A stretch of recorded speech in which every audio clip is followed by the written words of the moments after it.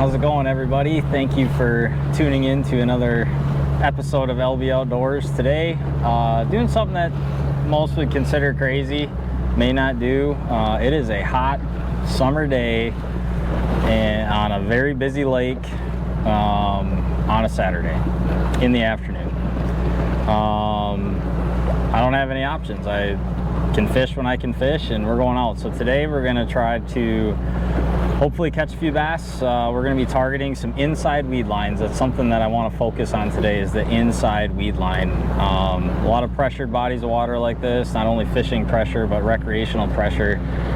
Those fish that traditionally hold on the outside edge of the grass will actually push in, especially when it gets in the heat of summer like this, and it's really often overlooked by a lot of people. Everybody focuses on the outside grass lines, which can be good, but today we're going to go on the inside grass line, hopefully not get run over by any of these recreational boaters, and yeah, hopefully have a good time, catch some fish. It's a beautiful summer day. Still nowhere else I'd rather be than out on the boat fishing, so yeah, we're going to go see if we can get her done. Stay tuned. Thank you for watching, and let's go catch some fish.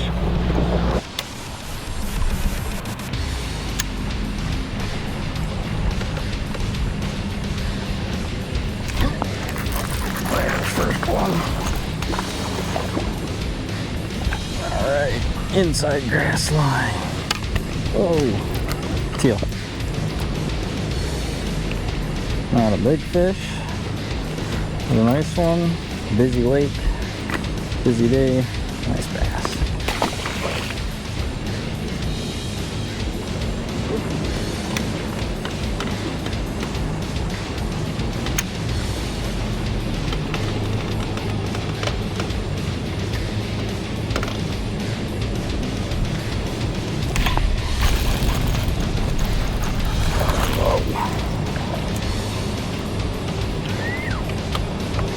Fish ate it on the drop.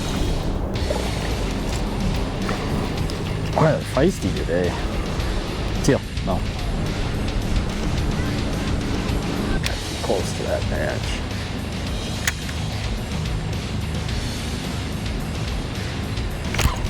Oh, I didn't. Oh, little guy. Teal, no. Wow. Probably got too close to it. Just a little fish. But still getting bites. Middle of summer, it's July.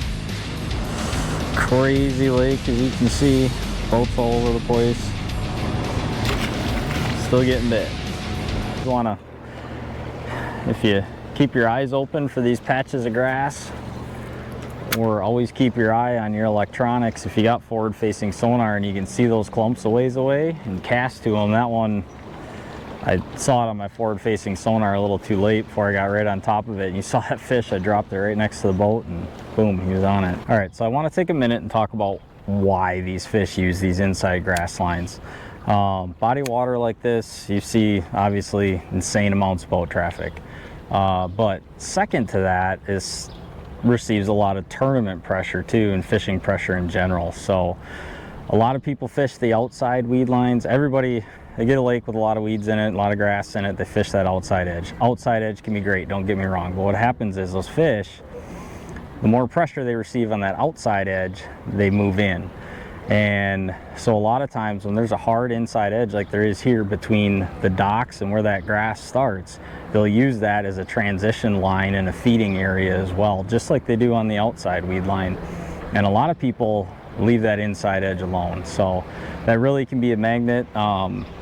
You know, they don't want to be in the docks. Lake like this, a lot of boat traffic.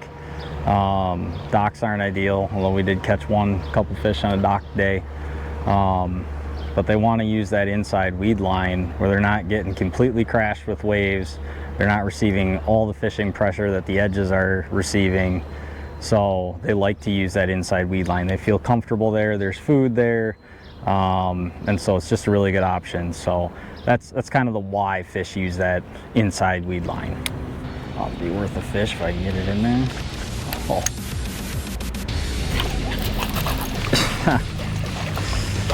Jeez, I don't know if you could see that, but I flipped into that hole in the grass. And oh, teal, hey, let him go, easy. I flipped into the hole in the grass and didn't quite get my bait in there. And that fish came up and ate it like it was a frog. It baited on top. Just a little guy, but we'll take it. Okay, I want to talk a little bit about my setup that I've been using here today. Really simple. Trika 3X.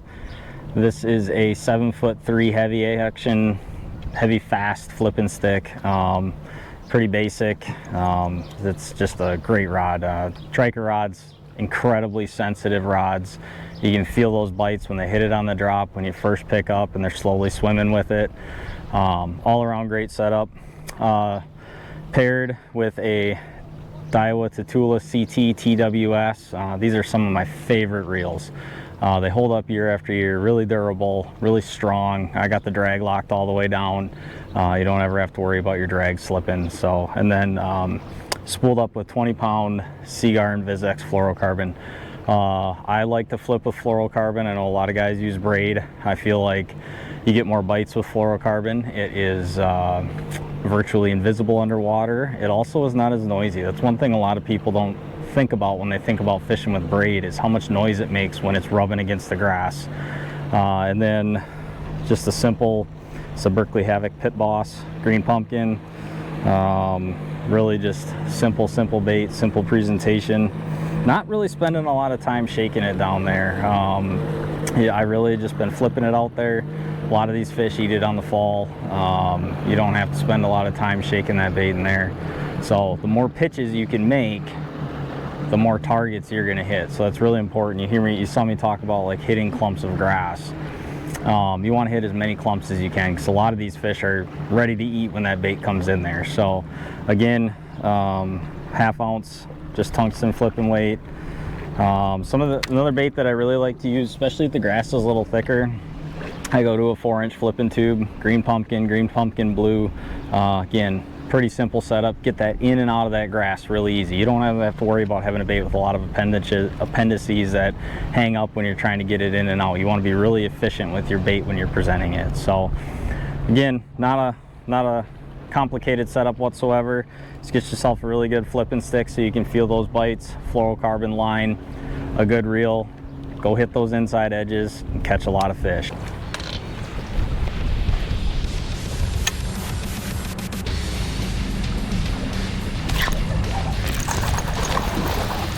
Don't be afraid to hit an open boat lift.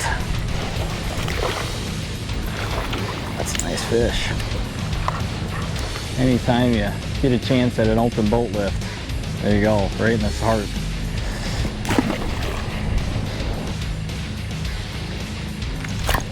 Got that one. That's a big fish. That's a big fish. Teal. Hey. Boy.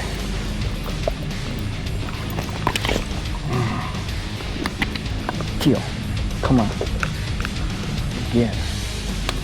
Oh, he wasn't coming off. Saw that grass patch. Beautiful fish. Boy, they are feisty today. So are you, teal.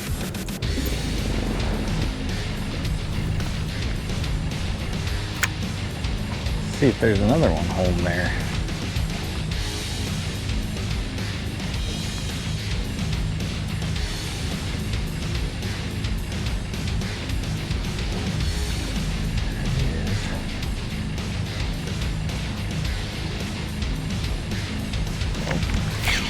Got that one.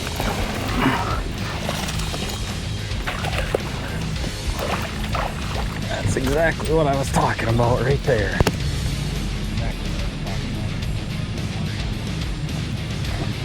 All right, everybody, thank you for tuning in to this episode. Hopefully you learned something. Kind of a really fun bite that you can get on the inside weed lines.